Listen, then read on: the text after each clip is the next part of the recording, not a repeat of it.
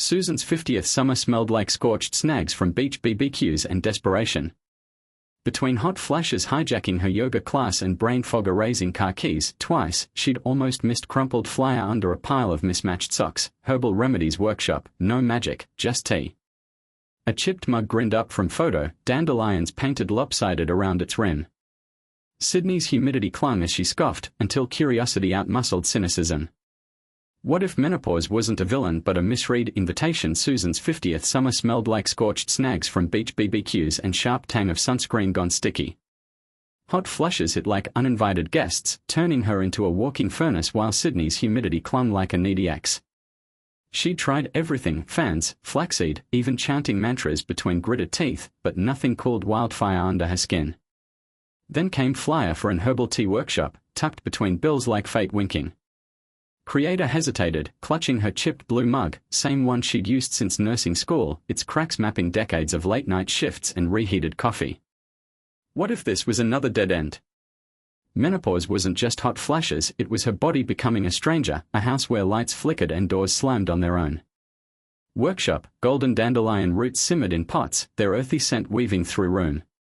Woman stirred her cup, watching petals swirl like confetti from a parade she hadn't signed up for. First sip, bitter. Second, warmth unspooling down her throat, a quiet ceasefire in war beneath her skin. By week 3, flushes dulled to embers. She carried that mug everywhere, its way to anchor against tide of change. Some days, she still tripped over her own feet, literally, once into a potted fern, but now she laughed instead of cursing. Dandelion tea didn't fix everything, but it gave her back a rhythm, a way to dance even when music kept changing. Sydney's sunsets burned fiercer than her flushes ever had, and Susan raised her mug to them, a silent toast to woman she was becoming. Not fading, not crumbling, just shifting, like tea leaves settling into something new. Susan's 50th summer smelled like scorched snags from beach BBQs, but her body felt like a malfunctioning furnace. Hot flashes ambushed her mid-conversation, leaving her flustered beside Sydney's glittering harbour. One evening, after fanning herself with a takeout menu, she spotted a sun-faded flyer for an herbal tea workshop tucked between yoga ads and realtor postcards. Dandelion root for hormonal balance, it promised. Skeptical but desperate, she signed up, mostly for air conditioning. Workshop vibes were earthy chic, all mason jars and dried petals. Facilitator Maeve, a silver-braided dynamo who looked 60 but moved like 30, handed her a chipped mug painted with sunflowers. Your new lifeline, she winked. She scoffed internally until that first sip of dandelion tea, bitter yet weirdly comforting, unspooled tension from her shoulders like a loosened knot. Maeve became her unlikely mentor, teaching her to forage weeds from city parks, Sydney's secret pharmacy, and blend teas that didn't taste like compost. Creator burned batches, mistook rosemary for eucalyptus, but Maeve just laughed. Menopause didn't break you, love. It's upgrading your software. That mug, always in frame on her counter, morphed from prop to anchor, a reminder she could nurture herself without apology. A family barbecue, Susan smuggled in her own thermos while nieces roasted marshmallows. No one noticed her quiet rebellion against wine culture, but she felt it, steadier, less like a guest star in her own life. By summer's end, she hosted pop-up tea circles in her backyard, surprising herself by mentoring women clutching mugs like talismans. Her 50s, it turned out, weren't an epilogue, just a fresh brew, steeped stronger than she'd ever imagined. Susan's 50th summer smelled like scorched snags from beach BBQs and metallic tang of sunscreen gone rogue. Hot flushes ambushed her mid-conversation, turning her into a walking campfire while Sydney's humidity laughed in her face.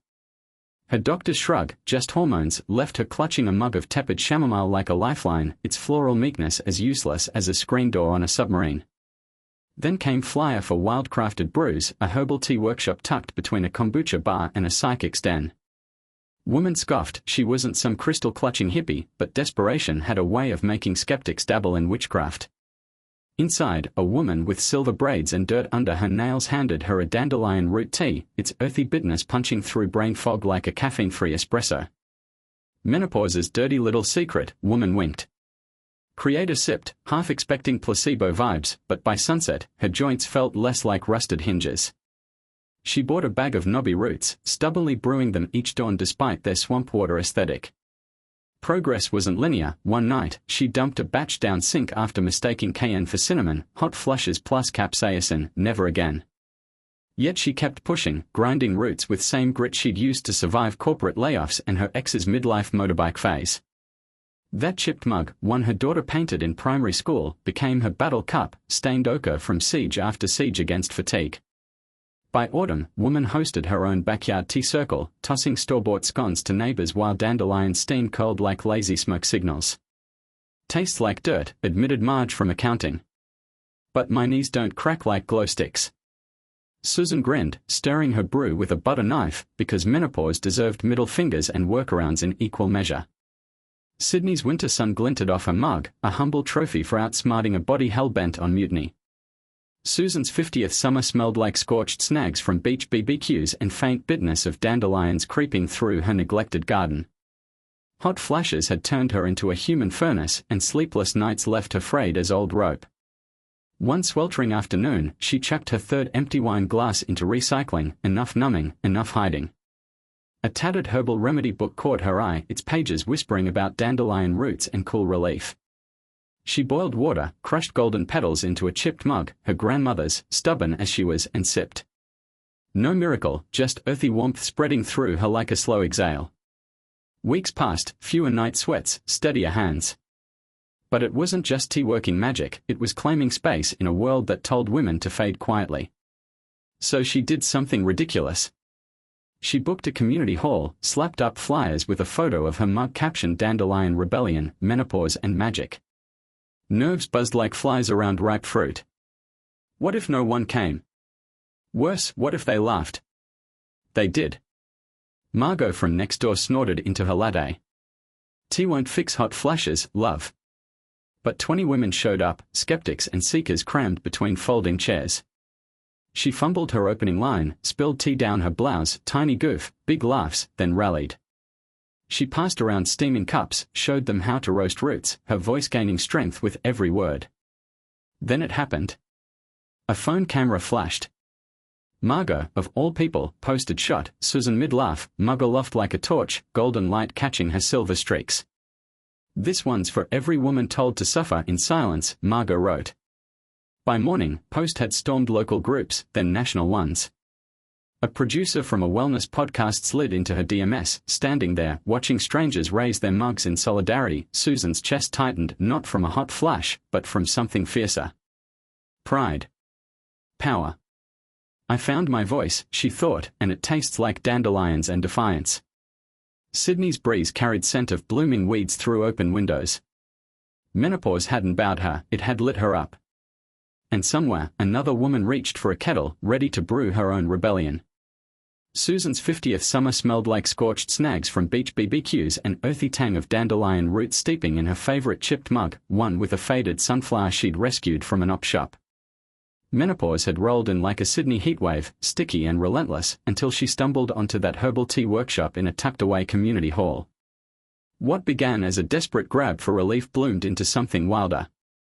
Susan started hosting backyard tea raves, blending dandelion with lemon myrtle, laughing as her mates swapped hot flush horror stories over steaming cups. Odd habit.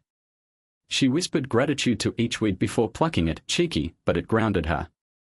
Soon, her mug wasn't just a vessel, it was a baton. She guided women through brewing their own remedies, turning dread into curiosity. By 60, her kitchen was a hub. Surfers' wives, retired nurses, even a skeptical book club, all sipped courage from her recipes. Age became her credential, not her cage. Want your own revolution? Steep. Sip. Share. Your tribe's waiting.